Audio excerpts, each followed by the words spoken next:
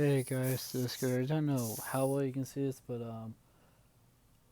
I think it was earlier, but I'm just now seeing it.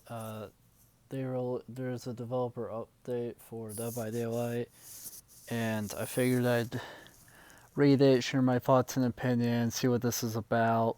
This released earlier today, so if you've already read it, that's why this video is coming out so much later after you've probably read it. It's later in general that I'm reading this, and also go with it. Yeah. Summer's upon us and the entity's realm is heating up. Okay, between an extra special guest making his long-awaited debut, I think I know who that is, and the return of a classic summertime event. I have zero clue what that means. By the time I was playing whatever this classic summertime event wasn't even in the game. The whole time I played this game, it hasn't been in, so I don't know what that is, why that was removed. I don't know anything like that. So I have zero clue what that means. I'm looking after it is already packed with content. But we're just getting started. We have lots of exciting features and balance changes in store for you, and we're going to dive into each of them today. That could be that okay. Survivor disconnect bots. I am excited for that because I've played a lot with Orange, and his Wi-Fi will just go. Of course, he's occupied, but his Wi-Fi likes to go a lot, so getting disconnect bots would be nice, so there's still a fourth person to help us out, even with his Wi-Fi being or whatever. Plus, for people that DC really know me. Alright, I don't know why I'm yawning all of a sudden. There would be, an extra person. So it's a lot of help. It says, nobody likes being left hanging. That's true. I also am not good at the game, so I get left hanging a lot. No, I'm kidding, but seriously. Yeah, it happens, I get it. Okay. You just,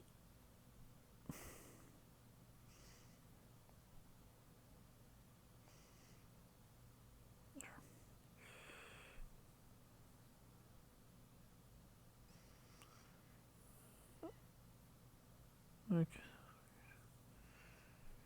Because my phone is not.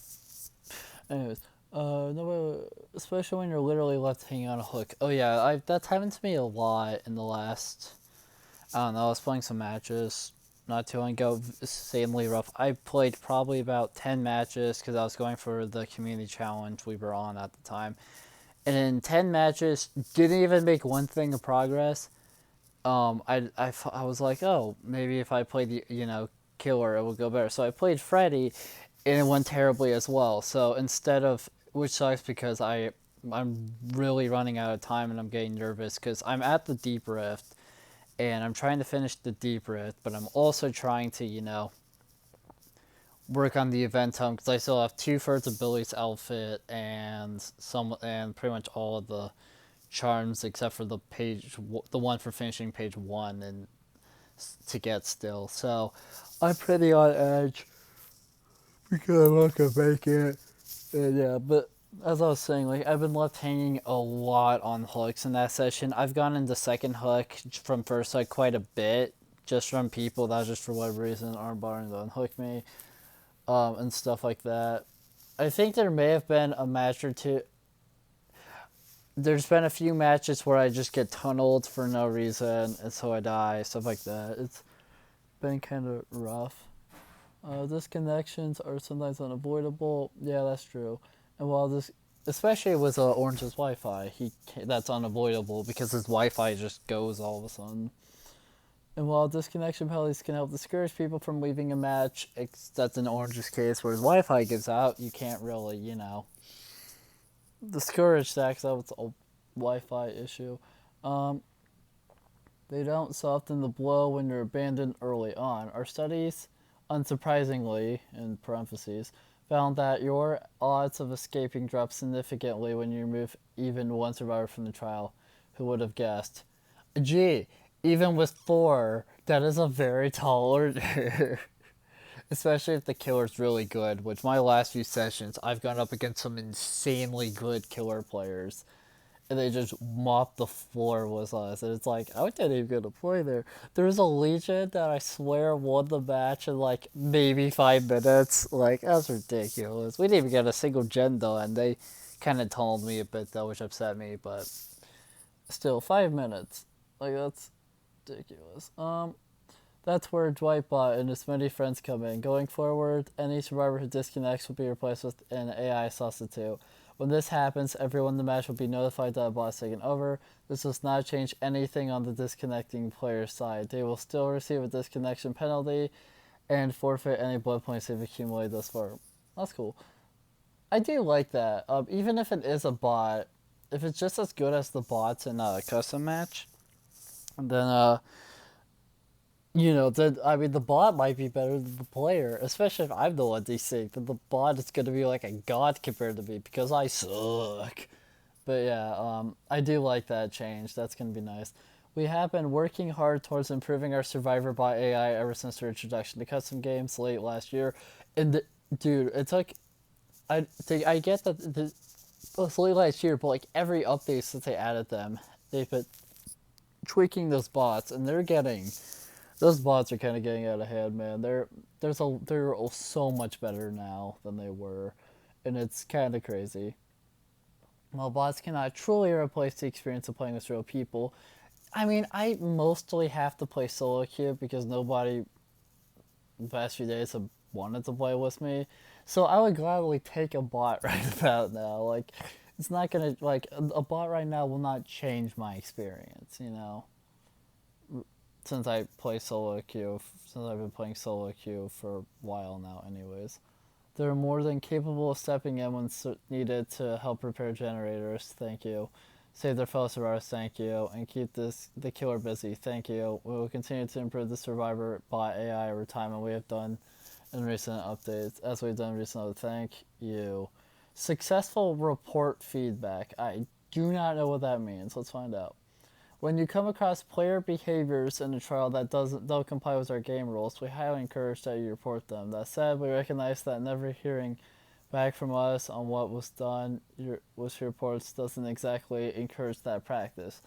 This is why the team has designed a successful report feature in the next update. You'll notice a window appear when logging in if one or more of your reports has led to a ban.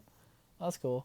The message will show you the date of the player banned and the reason for banning. Note that if a player gets banned and unbanned multiple times, US reporter will only get notified once per report you sent. Oh, that's cool. I like that. That's cool. We can just ban people though. I might get banned from this game, guys, because that is I'm kind of nervous because I've been not this game, but I actually, because I'm bad at just any game ever made, I actually got like a 15-minute ban. It was 15 or like an 8-minute ban from a game once, like where it wasn't that big of a deal. I could still play the game. It was just that mode, but still, like I have gotten banned in the game because I'm bad. So the possibility of me getting banned from this game because I'm bad are there because it's literally has happened to me before. Anyways, these feedback messages will apply to both temporary for things like harassment as well as for permanent bans for cheating. I never cheat, so I really hope I never get a permanent ban, even if I do suck. I would really appreciate only a temporary ban over a permanent one. We are constantly improving our anti-cheat and security measures to prevent cheaters from playing to begin with, but we want to reassure you that cheaters are dealt with seriously whenever they manage to slip through. We're hoping that the feature will make reporting problematic in-game behaviors feel more personal and worthwhile. We're very grateful to all of you out there who are investing your personal time and effort towards keeping our game safe and fun. Thank you for your help. I do like that.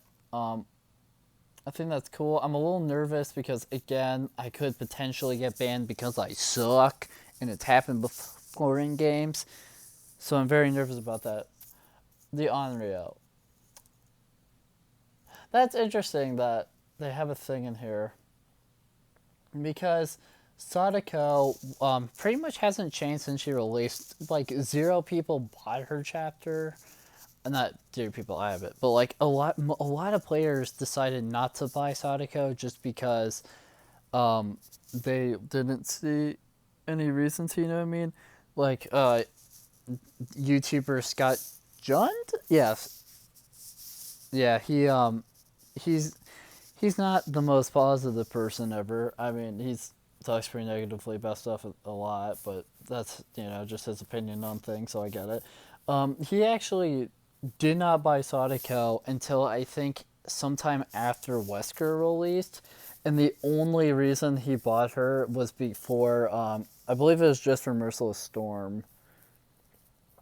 So, it so that's just one example of, you know, not really buying chapters. So that's fun. But let's see. It says a little over a year ago, Sadaka crawled out of a TV. She was actually the newest chapter when I was really playing this game online. That's kind of crazy. Into our hearts and the entities realm for the first time. It's been interesting to see different playstyles emerge since then, and today we have some changes in sort of make the Unreal even more terrifying than ever. And by that they probably mean some people will actually play here. I almost never see Sadikos. I've seen a bit more recently. I think I saw one or two in the last few days, but I don't see her very often. Though whenever I do see her, they tend to be good. Not all the time, but I think most of the time they just 4K like a boss. But it's whatever. Projection. When the Unrealist demanifested, she can project herself to any part of TV around the map. This one inflict nearby surrounds was a stack of condemned. In the process, we have made significant changes to this mechanic.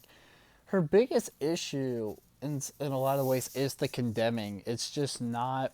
It's just too slow. There's not much of a reason to even do it as a survivor tool. I mean, obviously, if you have condemned stacks, you should take care of that, but it's also just tricky to go for if you're Sadako to go for that Mori. But it's possible. I've seen people do it.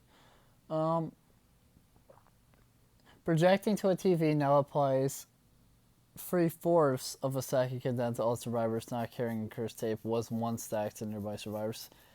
Interesting change. The time a TV is disabled after the Unreal projects to it has been reduced to 70 seconds was 100 seconds. This can be further reduced using add-ons, so that's good. I do like that change. The time a TV is disabled after survivor missed the curse has been increased to 90 seconds was 60 seconds. Okay, that's fair. Projection now has a 15-second cooldown. Okay. Since there is no longer a range limit on the condemned effect, we need to limit how frequently this can happen. Okay, that's fair. Honestly, the projection, I kind of like those changes. No problems with that. I think those are good. Combine these changes make it much easier to spread condemned while using your power in a way that feels natural. I like that. They're trying to make it better. That's cool.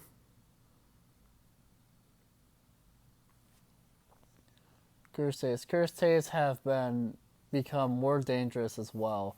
Though holding a cursed save may protect you from the condemned effect when the Psycho teleports, they come with their own risk. Getting hit with a basic attack while carrying a cursed tape will apply one stack of condemned. Okay. When a survivor carrying a cursed tape is hooked, all other survivors gain one stack of condemned and the tape is destroyed. Holding a cursed tape no longer passively builds condemned.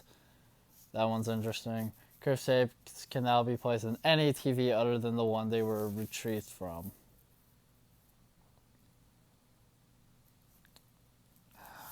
Interesting. I need to read a bit more. Taking a cursed tape is now a strategic choice we need to make. The protection it offers may be beneficial for now, but it's much more punishing if you are caught carrying one. You'll want to plan carefully and get rid of your tape if you fear the Unreal may be on her way. That's cool. I like that. Nothing against it. A little confusing to read, but now that I've kind of read through it a bit more, it makes a bit more sense. Demanifestation. We have also made a few adjustments to the Unreal's demanifested state. The Unreal can no longer be stunned while demanifested. Chases are prevented when demanifested. making it more difficult to keep track of the Onryo's position. Oh yeah, because I believe before, Chases still happened if you were demanifest it. And now they just can't stun you. I think not being able to stun Sadako when she's demanifested is great. The chase thing is also great. Demanifesting now removes blood loss, similar to other covers. I like that. I think the demanifestation powers are well needed. Makes her a bit better. She's a bit. I like that. Add-ons. Lastly, we have done a balancing pass on the Onryo's add-ons, bringing her highest and lowest performing add-ons closer in line with the rest of the options. I'm gonna be honest with you, I don't know what those are, because again, I don't see Sadako often, but I guess whatever the lower ones are, I'm assuming whatever the lower ones are got buffed, and whatever the higher ones were got nerfed a little bit. No issues with that, honestly. Hook grabs. The thing about hook grabs is it happens a lot. I've seen it happen quite a bit, but I also don't see it happen that much. So I'm kind of curious what they're going to do with the hook grabs. We've all been there and been in that situation before. Survivor runs through their hooked friends, but the killer's nearby, so you both play a thrilling game of unhooked chicken. The survivor attempts to trick the killer into swinging so they don't get grabbed. Meanwhile, the killer tries to predict when the survivor may commit to the unhook to grab them and prevent the save. Yeah, if you're solo queue, it doesn't really happen like that very often, but sometimes it does. Beyond the scenario leading to some very awkward gameplay, this also makes it possible for a face camping killer to potentially defend the hook survivor and put a sanctuary into dying state while they're at it. That is true. And this next update, we are oh my god. Behavior. This was so far my favorite change in this update. In this next update, we are removing grabs from unhooking survivors. Thank you. In practice, this means that the awkward mind game when unhooking has been eliminated. Thank you. Be warned, however, you still are not safe while unhooking. That's sure, they can still hit you, but still, thank you.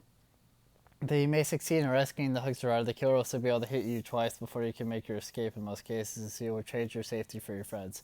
That's fine. Honestly, that's fine. I'm okay with that. I'm so happy that the hook grabs are no more. That makes me so happy. Nothing against it. I mean, it doesn't happen that often, but it is annoying when I try to go on Hook Orange or something and I get grabbed off, or he tries to help me and he gets grabbed off. It's rewarding for the killer, of course. Obviously, we like it when we're playing killer, but I think that's a good change. I mean, I have yet to even figure out how to grab people in general. Anytime it's also just not fully my playstyle because I know how to do it. So when I play killer, I'm hitting them anyways. So hey, that change works out. But yeah, I do like that from a survivor point of view at least. I like that, honestly. That was cool.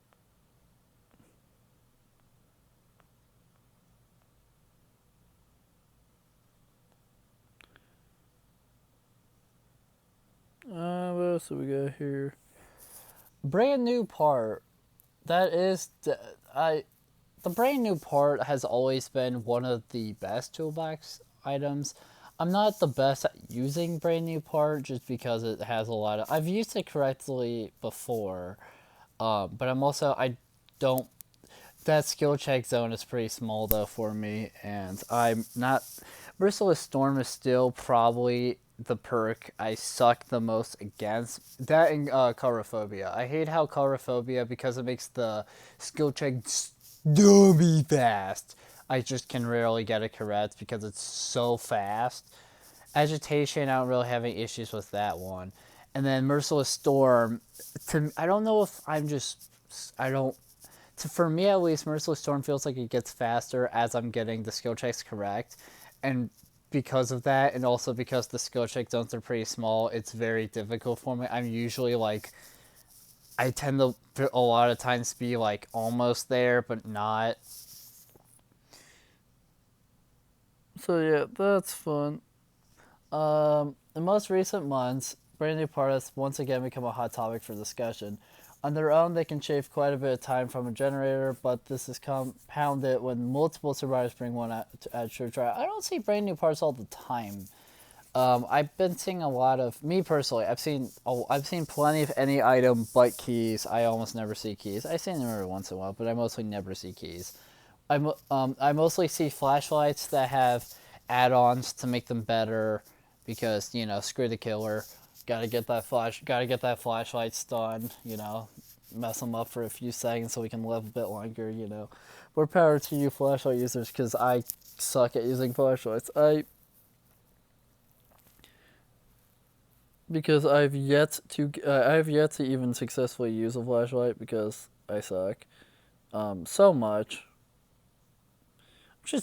Can you guys tell that I'm bad at the game? Because I am, but good so far. I've been enjoying these changes, which is why I'm very excited to read all of it. Because so far I really like this.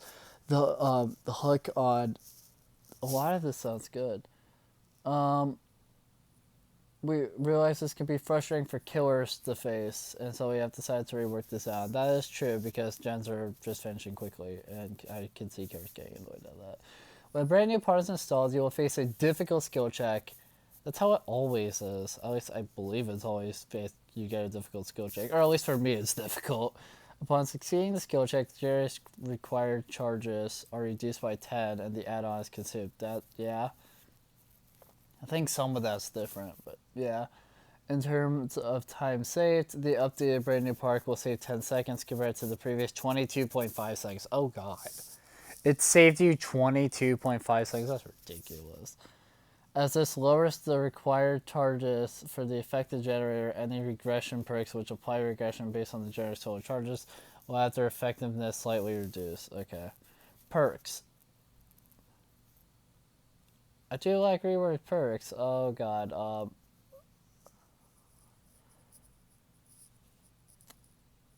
Let's see what happens. This update will also perks. This update will also feature balance changes to many perks for both killers and survivors. Okay, there's a lot to cover, so we'll try to keep these brief. As always, the exact details are subject to change following feedback from the upcoming public test build, PTB. Killer perks, coup de grace. Activating when generators are powered means this perk can only activate up to 5 times per match. Extended lunges can surely make a difference, but it's difficult to benefit from this perk when they are so limited. To help it come into play more often, coup de grace will now gain 2 tokens whenever generators powered was one. I think that's good. I like the coup de grace change. Claustrophobia. I don't see that perk too often, but let's see. This perk also activates when a generator is powered. Yes, it does. Since it only blocks vault location within 32 meters of the complete generator, it's very likely that this perk will come into play unless you happen to be changed forever nearby. Yeah, that's true. We're removing the range restriction from claustrophobia. Jeez. Survivors will want to react quickly and find a pallet instead of a window when this perk is activated. So now what? Just any window on the entire map is now, blocked? Claustrophobia just got a major buff if that's the case. Okay. I mean, that's a lot better than 32 meters from the gen.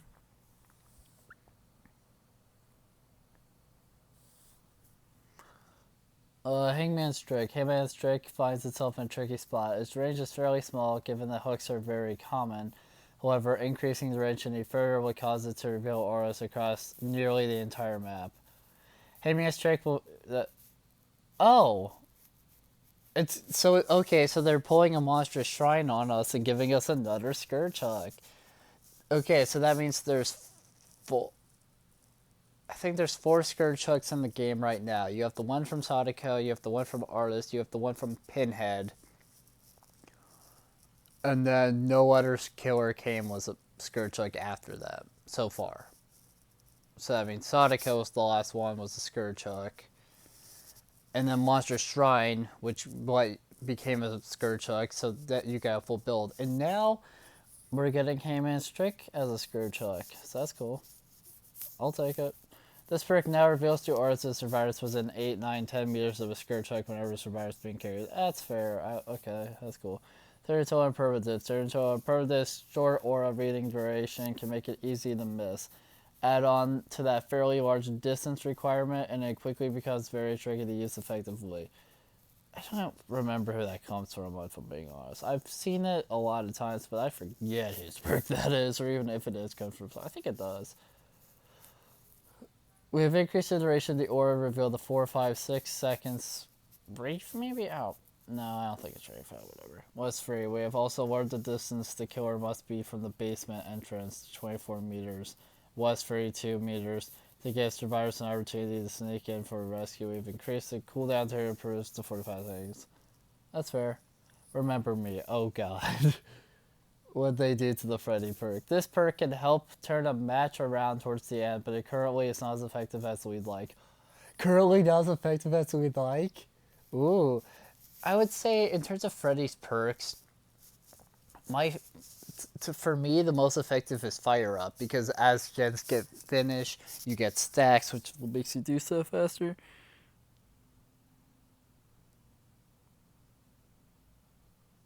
Whereas Blood Warden, I believe you have to hook during the end game collapse. Like, the gates have to be open, so you're really not going to get any value out of that perk. I wonder if Blood Warden's going to be in here. I don't think so, but you never know. And then Remember Me was another one I didn't get much value out of. So, let's read. Each time your obsession loses a health state. Oh, yeah, that's the obsession one. I believe before it was hooking. Loses a health, or maybe it was lose a health state, but slightly different, I'm not sure. You gain a token anytime they lose a health state. Each token increases the opening time of the exit gate by 6 seconds up to a maximum of 12, 18, 24 seconds. Well, it's 4 seconds per token for a maximum of 8, 12, 16 seconds. So it's quite a bit more seconds. So that's good. I'll take that change, honestly.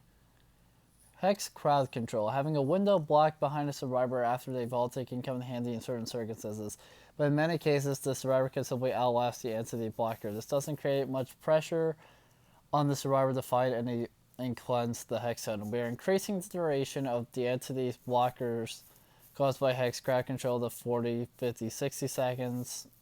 Was 10, 12, 14 seconds. That's a lot. That is a big change. Geez, survivors will want to fight and cleanse the associated hex zone before it's too late. That is a huge increase. I don't know if that might. I could see that getting nerfed a little bit because that's kind of crazy. But that sounds cool. Trail of Torment. All of Pyramid Head's perks I rarely see, with the exception of Deathbound, and even then I don't see Deathbound that often. I think I've seen Trail of Torment in the Blood Web a lot recently, but like I'm not gonna use it. So I really hope that's a buff. Trail of Torment allows the killer to hide their tear radius and sneak up on survivors, since it disables the next time a survivor loses the health state. There often isn't much pressure on the survivors to venture over and stop the generator from regressing. To make this perk more threatening, Trail of Torment will now only deactivate when the affected generator stops regressing, not when a health state is lost. I'll take it. I'll take that. That's a good change, honestly. That's a good buff. Survivor perks. Oh god. Well, they're nerfing probably. Okay, well, they're touching Prove Thyself, so, and that's like one of my favorite perks, so I'm pretty nervous.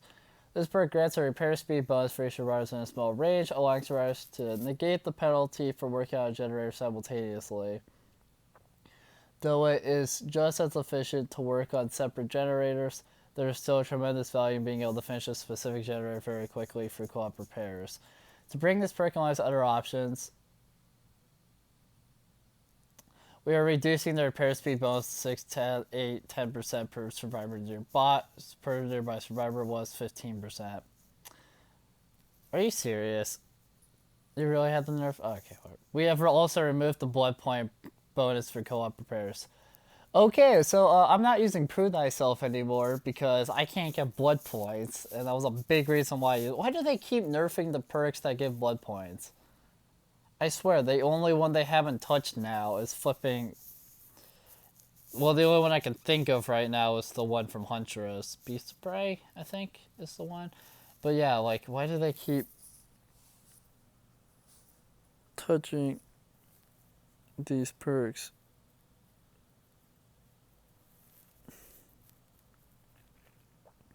I don't understand. What? I get it, but that sucks, man. I like that perk. No, I'm not going to really use it much, probably.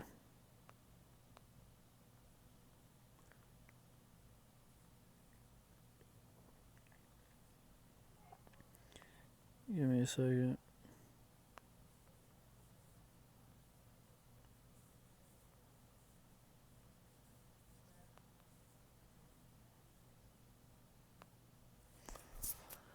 Blast Mine. I never even use Blast Mine because I can never use it effectively. Few things are more crushing than selling Blast Mine on a generator only for the killer to ignore it for so long that your trap expires. That happens all the time I use the perk.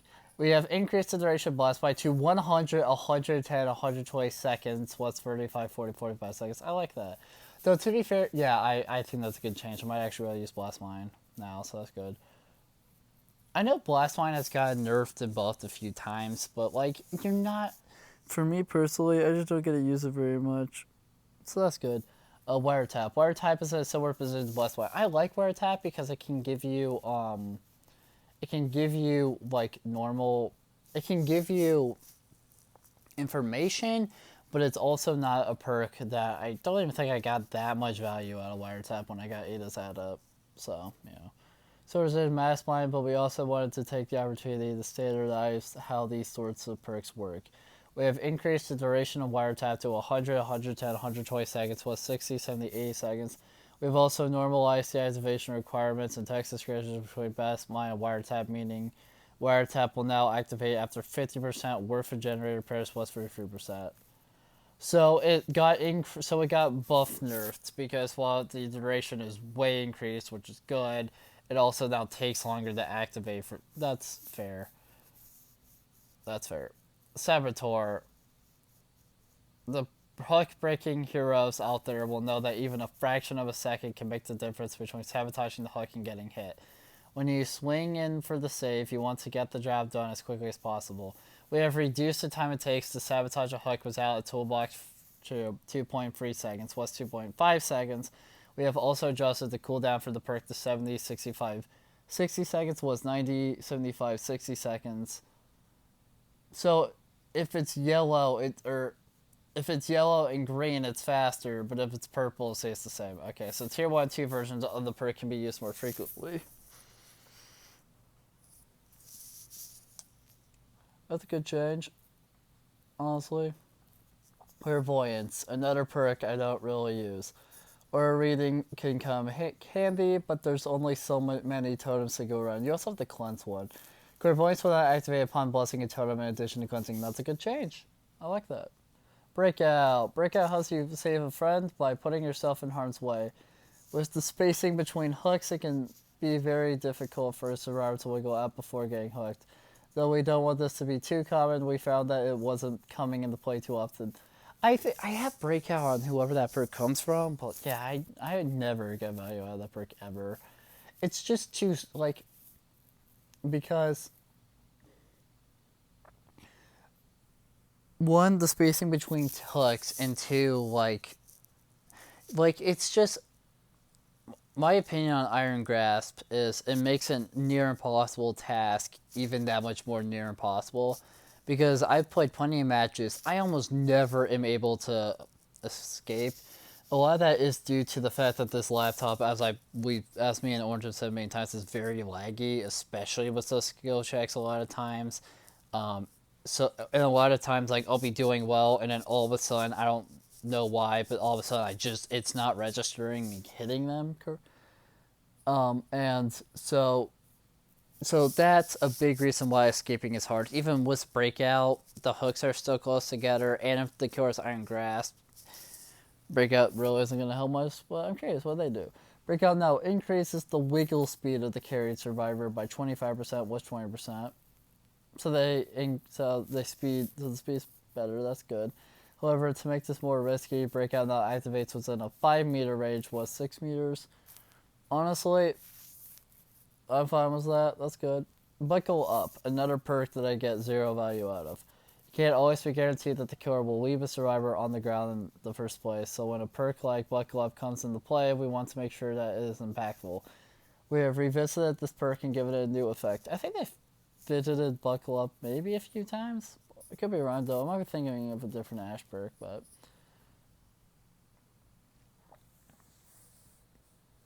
so changes for that perk kind of sound familiar.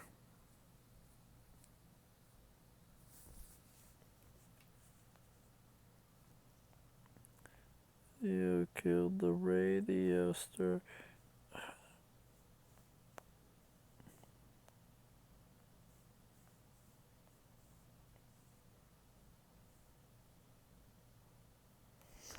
Um, Upon healing a survivor from the dying state, both you and the healed survivor gain the endurance status effect for 6, 8, 10 seconds. That's good. That's good change. I like that. Smash hit. When it comes to exhaustion, perk smash hit isn't all too popular. Gee, I wonder why. Saying the killer was a paladin knight's easier said than done. It sure is. To make smash hit a more interesting choice, we have reduced the duration of the exhaustion effect to 30, 25, 20 seconds, plus 60, 50, 40 seconds. That's good, but again, stunning the killer as a paladin is easier said than done. But that's a good change. So if it does happen, I like that.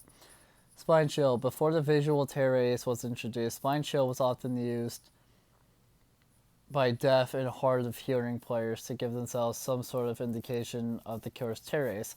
And they mega nerfed it. Was that rework?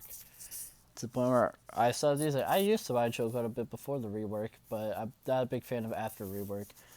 When Spine Shield was reworked, we made sure to keep this element unchanged until a proper accessibility setting could be introduced. Now that the visual tear race is available, we are removing the tear race visualization aspect of this perk.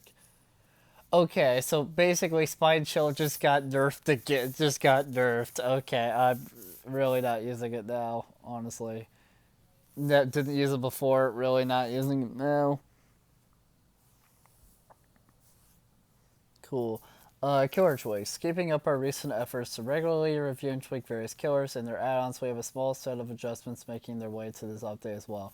As a reminder, these are meant to be minor changes and do not replace full-scale killer updates. Okay. The Executioner. The Executioner has a built-in mechanic to prevent him from camping a survivor in one of his cages. If he comes within 5 meters of the cage, it will disappear and reappear elsewhere in the map. Oh, that's cool. This range is fairly small, which means the killer can stay nearby and wait for his rider to move and for the safe. To be fair, I've never noticed a pyramid head trying to camp the cage. I I guess pyramid heads do that, but I've never seen it, so that's interesting to me learning about that. Um, this makes this to make this mechanic a little more effective. We are increasing its range to 10 meters. I think that's a good change. That's good. Um, oh, the spirit. We have a number of add-on changes in store for the spirit. Mother-daughter ring. This add-on, which increases the spirit's movement speed while using Avika's haunting, is currently far stronger than we'd like. To bring it closer in line with other add-ons, we have reduced the movement speed bonus to 25%, was 40%, that's fair. Dried Cherry Blossom. This add-on triggers Killer Instinct on survivors who come within 4 meters of the spirit while using Yamika's haunting. Any information about a survivor's location is crucial while the spirit is using her power, and given its fairly large range, this add-on has been overperforming. We have reduced the Killer Instinct range of Dried Cherry Blossom 3 meters plus 4 meters. Okay, that's fair. Yakikoi Amulet. Shio Weiss Amulet and the Cajun Talisman. I butchered those names terribly. Each of these add-ons increase the duration of Yamika's haunting. However, since the spirit's power recharges over a set time regardless of duration, this also meant that these add-ons had a hidden secondary effect to making your power recharge faster. These add-ons will no longer cause Yamika's haunting to recharge faster. Their respective duration increases remain unchanged. Okay. Origami Crane. Since the add-on above no longer increases recovery rate, we wanted to ensure that options were available if you want your power to recover faster. Origami Crane now increases the recovery rate of Yamika's haunting by 20%, was 10%, that's good. I like the Rusty Flute. Likewise, Rusty Flute is also receiving an increase in light of the changes above. Rusty Flute now increases the recovery rate of Yamika's haunting by 40%, was 25%. The Hag is now also receiving a few add-on adjustments in this update. Waterlock Chi removes the hack's ability to teleport to her Phantasm Trap, but slows nearby survivors while providing the hack with a permanent movement speed boost. This add-on isn't doing as well as we'd like. Dude, I suck against hack. I could have any add-on that would still kick my ass. Uh, so we have increased the movement speed boost to 7.5% with 4.5%. Okay. Mint Rag. I also suck at playing sure, so these don't fully affect me. But if you're a hack main, tell me what you think of the changes. I think that so far pretty good, but again, I'm not a hack main, so where my hack mains at? Where the hack mains at? There's not gonna be a hack main watching this video regardless, but whatever. Mint Rag. This add-on allows the hack to teleport to any Phantasm Trap in the trial. Dang. Even if they haven't been triggered, but with a 1.5 second cooldown. Okay. This can allow for some interesting mind games. If you're not me or Orange, in which case there will be zero mind games, because we never use our power. I suck, so I don't want to risk it. Orange also sucks, he doesn't want to risk it, and also he's not used to playing hack, he almost never does. But you know, she's fun. But the long cooldown can make it very punishing if you use it at the wrong time. That is true. We have reduced the teleport cooldown to 10 seconds. Oh, that's good. I like that. Health, half eggshell, and cracked turtle shell. Cracked turtle egg. Why is there so many add-ons? I feel like a lot of the killers have something to do with eggs. Not all of them, but there's quite a bit. I think it's interesting. Not a good or bad way, just interesting. These add-ons increase the duration of trigger Phantasm tracks, allowing her more time to get in range to teleport, and a longer window to teleport a chase. Both are underperforming at the moment. Oh, so we're giving them a slight increase. Have Eggshell, now increased Phantasm trap duration by 45%, was 30%, and Cracked Turtle Egg now increases Phantasm trap duration by 55%. My favorite, 35%. That's good. Coldwind Farm Balance update. Intrigued me. As announced during this year's anniversary broadcast, I have so much to do in the anniversary. Oh my goodness, I don't know if I'm going to make it. We are planning to regularly revisit and rebalance existing maps. First up on our to-do list for this year, Fractured Croak, Cowshed, and Rancid Abattoir? I don't know. For Fractured Cowshed, we found this map lean too heavily in favor of the survivors. Apparently, I get stomped on every map because I suck, but yeah, apparently. There's a few causes for this. First, the most useful tiles form a big ring around the entire map. This made it very easy for survivors to run from one pallet to another with very little risk of being caught in between. Second, the barn itself was a fairly strong setup for survivors to line and to waste quite a bit of the killer's time before leaving. Third, the center of the map is mostly empty, featuring only corn. Once any generator in the corner are completed, the killer has to patrol in a big circle around the entire map to find survivors, making it more very time consuming. To remedy this, we have made significant layout changes to the map, breaking up the strong outer ring of tiles. In the process, additionally, we have made some adjustments to the layout of the barn itself, which is now slightly closer to the middle of the map to reduce its strength. Okay. As for Rancid Abattoir, depending on how the map generated, the slaughterhouse can feature strong setups for survivors, allowing them to waste a good amount of the killer's time. Additionally, the large freezer in the center of the building featured a single entrance and nothing important to gameplay, i.e. no pallets or windows, leaving little reason for anyone to explore it. We have updated the layout of the slaughterhouse to make stronger setups less effective. Okay. We've also opened up the walls in the back of the freezer to allow players to navigate more easily. Okay. Across the entire realm, you'll notice updated corn tiles was added detail, as well as an updated edge tiles along the map's outer fences. Cool.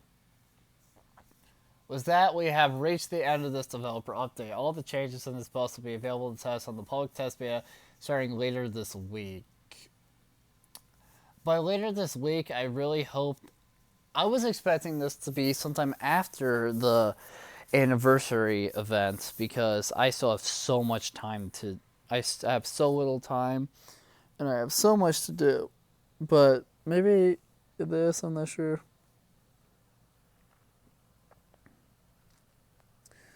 Let me just take care of something real quick.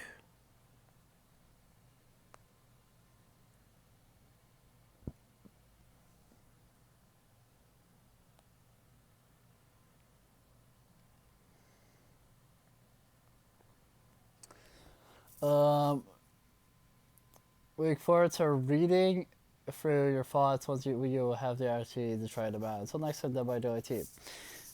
Oh my god, it's 45 minutes. Okay, so now that we've reached the end of the reading, I'll give you my last sort of final thoughts and opinions. Overall, I think all of it is good. The Remember Me changes do make me happy just because it's not the best right now. Um, I thought the Pyramid Head change was good. Again, I never knew that was a playstyle to begin with. I've never faced a Pyramid Head that would do that. So now that I've learned that that's a thing that some players do, I'd like to change. I think it's a good change to deal with that playstyle. The Sonico changes, by far, I might be the most excited for, just because I've Sonic. I will always say this. So not all of my favorite killers, because my main is not in this section, but every killer from Trickster so far onward, to Singularity as of making this video. I don't know if it will go past that or not yet as of recording this. But every character in that sort of time period I've loved. I can't not play a single one of them effectively. I have tried. I suck as every single one of them, but I'm very happy with all of them. I've liked all of them for different reasons. So Sadako, especially getting a buff, makes me happy because ever since her release, I think I've read every single developer update since her release, and they've never once mentioned Sadako. They've mentioned her perks and I think a few of her add-ons, but that's about it. The fact that they're full on giving her like a full on sort of buff, right? This whole all the changes they said for her are good to me. I think are good because they all sound like a buff in some way. The the two farm maps that they're changing, I think is good. I've done well on those maps sometimes. Other times I get destroyed. But I do think they're good changes overall, so the maps aren't terribly one-sided for like one group. I mean, that means I'm going to get destroyed even faster, but I think it's a good change, especially for the rare times I even play killer. I don't know if I got either of those, so I know I got one of those maps one of the times I played Freddy last time. And I got destroyed. Zero contest. Just got destroyed. The hack changes sound pretty good. I don't know enough about hack to really be able to make it for much of an opinion, but they sound good. The spirit changes sound good as well. The Survivor at perk add-ons are interesting. I'm okay with the Spine Chill change because I have the new updated system. I just personally won't be using the perk, even though I don't use it very much anyways.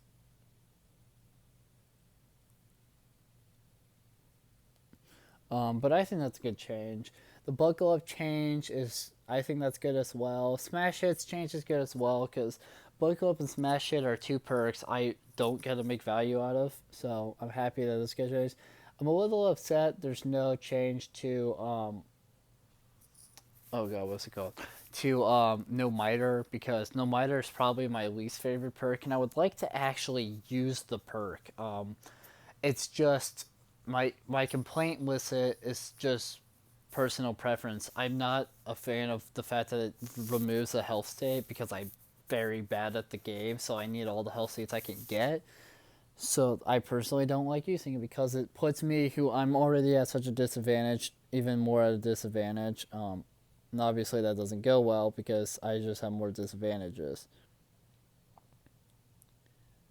But yeah, the Clairvoyance change sounded really good because sounds like we'll finally be able to use it a bit more. So that'd be good. The Saboteur update is pretty good. I'm happy that you can use it more as lower tiers because I like using Saboteur, but I only ever use it if I have like a specific challenge. But even then, like I think my Saboteur on PS4 is like yellow or green still. And on here, I think it's about the same. So I'm very happy with that change. So it's faster. The wiretap change, it being sort of a nerf buff because it takes longer for it takes longer for wiretap to activate. Now you need half of the gen done, which is quite a bit of a change, but I think the pros outweigh that slight sort of nerf there on the fact that it takes longer to activate it.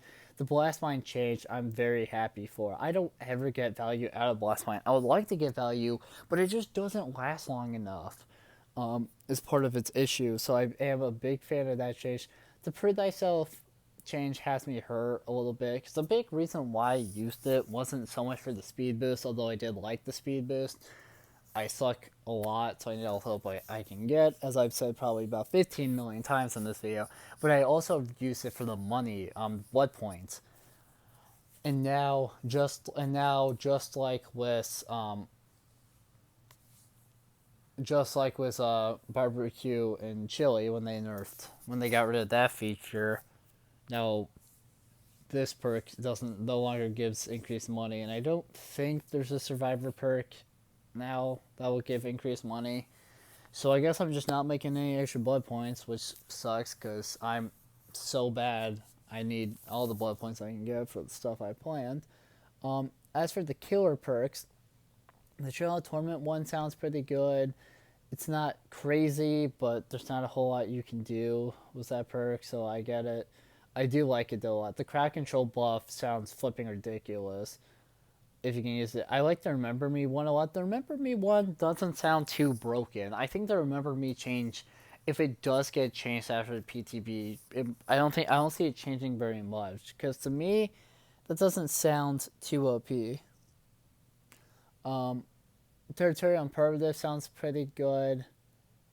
That's just me though. Hangman Strike now being a Scourge Hook is fair because I get that they probably want to rework that brick for a while, but you can't really do that without making the, you know, basically almost the entire map. But making it a Scourge Hook is a nice change for it. So now it works slightly. It still works similarly, but slightly different now. I think that was a good compromise. Good working. The claustrophobia perks buff sounds good. I like the coup de grace buff a lot. The brand new park nerf sounds pretty good. Also, the hook grabs sounds good to me. I understand the killer side of that, of being disappointed, but I'm happy about it. And as I've said, the Sautica changes are some of my favorite. The disconnect bots I'm also very excited for. And then the successful report feedback sounds good as well. So overall, I like this change a lot, and I think that's really good. So now that we have read everything, I gave my thoughts on everything, I will end it here, because if I don't, we're just going to be rambling for way too long. So yeah, thank you guys so much for watching this video. Make sure to like, comment, subscribe, share the video, ring the bell. Do all the algorithmic garbage. It helps us out a lot. It means a lot to us. And yeah, we'll see you guys in the next video. Bye.